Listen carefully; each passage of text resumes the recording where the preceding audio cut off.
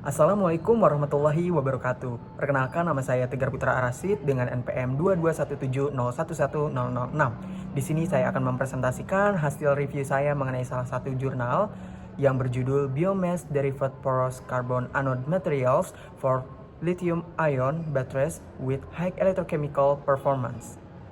Adapun latar belakang dari penelitian ini yaitu mengutamakan pada penggunaan daun pohon plen dan menekankan pada sifat elektrokimia yang tinggi dari bahan karbon yang dihasilkan, yang mana berpotensi untuk diaplikasikan dalam baterai lithium ion. Selain itu, penelitian ini juga mencakup karakterisasi, struktur, dan sifat kimia dari bahan karbon tersebut menggunakan berbagai teknik karakterisasi. Bahan karbon berpori memiliki potensi yang besar untuk menggantikan grafit sebagai bahan elektroda negatif generasi berikutnya. Hal ini karena morfologi yang unik dan struktur nikropori atau mesopori yang dapat meningkatkan kapasitas penyimpanan litium dan kinetika difusi. Selanjutnya ada metodologi penelitian, di mana yang pertama daun pohon plen dikumpulkan, kemudian dicuci, dikeringkan pada suhu 60 derajat Celcius dalam oven, dan dihancurkan menjadi serbuk halus yang disaring melalui ayakan 200 mesh. Selanjutnya, serbuk daun sebanyak 30 gram dicampurkan dengan 240 ml larutan KOH 2 mol per liter, diaduk selama 2 jam, dan dibiarkan selama 12 jam. Kompositnya kemudian dikumpulkan setelah penguapan. Hasil komposit yang diperoleh dikarbonisasi pada suhu 500, 600, 700, dan 800 derajat Celcius selama 2 jam dalam furnace muffle di bawah atmosfer nitrogen.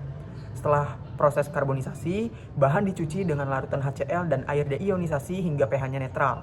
Kemudian dikeringkan di dalam oven pada suhu 80 derajat Celcius selama 12 jam. Selanjutnya dikarakterisasi menggunakan beberapa instrumen, yakni menggunakan SEM, FTIR, XRD, Raman, dan Quantachrome. Selanjutnya yang terakhir yaitu pengujian elektrokimia. Semua sifat elektrokimia diukur menggunakan sel koin CR2032 dengan elektroda anoda dari lithium metal. Slurry disiapkan dengan mencampurkan bahan karbon hitam dan PVD dalam rasio berat 80:10:10 dalam NMP. Selanjutnya adalah hasil dan pembahasan. Yang pertama ada hasil analisis dengan SEM menunjukkan bahwa suhu karbonisasi sangat mempengaruhi pori dan struktur material karbon. Sampel C500 hampir tidak memiliki pori yang terlihat, sedangkan sampel C600 dan C700 menunjukkan struktur nanopori yang kaya. Pada sampel C800, diameter pori menurun dan beberapa pori tampak hilang. Kemungkinan akibat kontraksi kerangka karbon pada suhu yang tinggi. Nah, di sana ada gambar dari hasil analisis SEM yang A menunjukkan untuk sampel C500, yang B untuk sampel C600, yang C untuk sampel C700, dan D untuk sampel C800. Baik, selanjutnya adalah hasil analisis XRD, di mana menunjukkan dua puncak lebar pada 002 dan 100 sekitar 23 derajat Celcius dan 43 derajat Celcius yang mengindikasikan struktur karbon amorf dengan struktur non-kristalin. Rasio R yang dihitung untuk sampel C500, C600, C700, dan C800 masing-masing adalah 1,87, 1,92, 1,84, dan 1,98, di mana nilai R yang lebih kecil menunjukkan konsentrasi struktur amorf yang lebih besar dan kapasitas penyisipan litium yang lebih tinggi.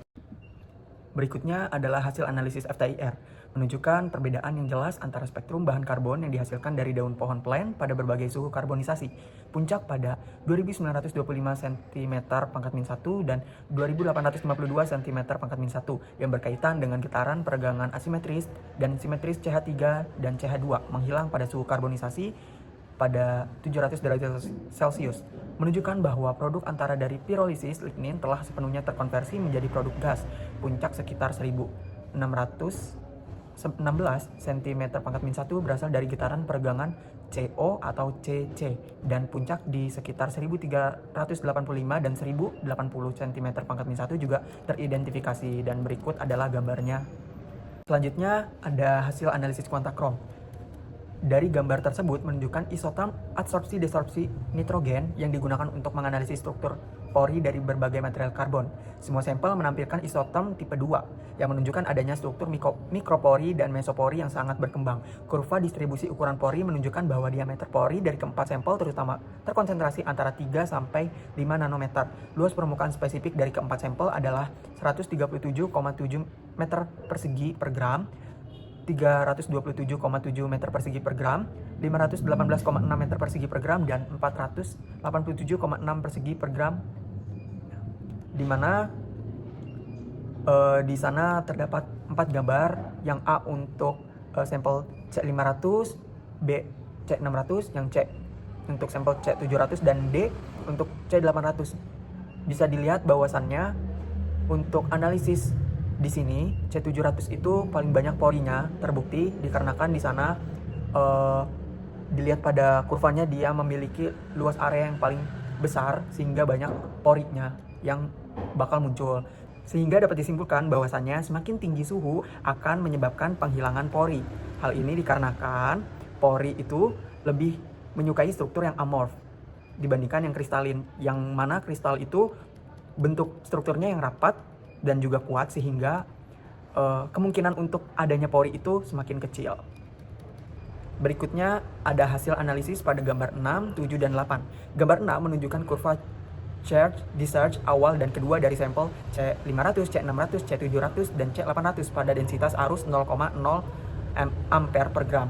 Dari gambar ini terlihat bahwa kapasitas discharge spesifik awal untuk masing-masing sampel adalah 906,7 mAh per gram untuk sampel C500, 980,1 mAh per gram untuk C600, 906,2 mAh per gram untuk sampel C700, dan 856,1 mAh per gram untuk sampel C800 dengan kapasitas pengisian spesifik awal masing-masing 379,9 mAh per gram, 449,0 mAh per gram, 460,4 mAh per gram, dan 389,6 mAh per gram. Untuk gambar 7, ini menunjukkan kemampuan laju dari sampel yang sama, di mana C700 menunjukkan performa terbaik dengan kapasitas spesifik discharge 242,7 mAh per gram pada densitas arus 2 ampere per gram. Sedangkan kapasitas spesifik untuk C500, C600, dan C800 masing-masing adalah 139,3 mAh per gram,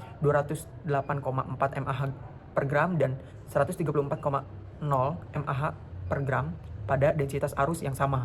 Selanjutnya pada gambar 8 menunjukkan kinerja siklus dari sampel, di mana kapasitas retensi setelah 252 siklus untuk C500, C600, C700, dan C800 adalah masing-masing 96,3%, 92%, 98,5%, dan 83%. Berikutnya hasil analisis pada gambar 9 dan 10. Gambar 9 ini menunjukkan kurva voltametri siklik dari sampel C700 antara 0,01 volt dan 2,5 volt dengan laju pemindaian 0,1 mV per second. Dalam siklus pertama terdapat dua puncak reduksi yang jelas di sekitar 0,4 volt dan 0,01 volt, di mana puncak sekitar 0, volt menghilang pada siklus kedua. Puncak ini terkait dengan pembentukan film SEI dan dekomposisi elektrolit, sedangkan puncak di 0,01 volt dan puncak anodik yang sesuai di 0,2 volt menunjukkan proses penyisipan dan ekstraksi ion litium yang reversibel ke dalam dan dari lapisan grafit serta nanopori material karbon. Sedangkan untuk gambar yang ke-10 menunjukkan plot Nyquist dari material karbon sampel C500, 600, 700, dan 800 setelah 10 siklus antara 0,01 volt hingga 2,5 volt. Spektra menunjukkan adanya setengah lingkaran di daerah frekuensi tinggi dan menengah, serta garis diagonal di daerah frekuensi yang rendah. Setengah lingkaran ini didominasi oleh resistensi transfer muatan atau RCT, sedangkan garis diagonal dikendalikan oleh transfer massa. C700 memiliki resistensi transfer muatan yang terendah dibandingkan sampel yang lainnya, yang diatribusikan pada struktur pori yang kaya, memudahkan ion litium mencapai permukaan elektroda.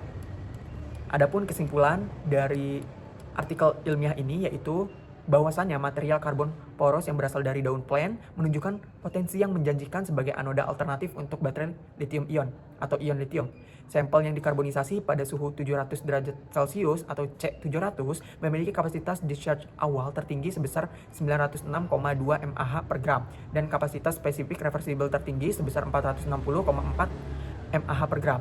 Kinerja yang baik ini disebabkan oleh struktur pori yang optimal dan luas permukaan spesifik yang mendukung difusi dan penyimpanan ion litium. Temuan ini menunjukkan bahwa karbon poros yang berasal dari biomasa dapat dijadikan alternatif yang berkelanjutan untuk anoda grafit tradisional dalam aplikasi penyimpanan energi. Berikut adalah referensi jurnal yang saya gunakan. Nah, mungkin hanya itu saja yang bisa saya sampaikan, kurang lebihnya mohon maaf. Wassalamualaikum warahmatullahi wabarakatuh. Terima kasih.